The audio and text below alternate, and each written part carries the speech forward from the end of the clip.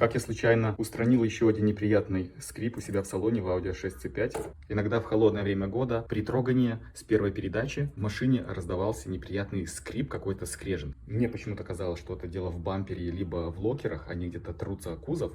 Но когда я заменил топливный насос, снял вот эту вот корзину. Здесь есть такие амортизаторы в виде резинок, они по кругу стоят. Так вот, они с годами настолько задубели и износились, что когда эта корзина хоть чуть-чуть начинает шевелиться, сразу слышен тот неприятный скрежет. Смотрите, я ее немножко начинаю давить, сразу эти резинки, они просто дико скрипят. И вот именно в салоне, когда я начинал трогаться, все время был вот такой вот именно, что трещало, скрежетало. Особенно зимой при трогании был вот такой вот характерный скрипящий звук.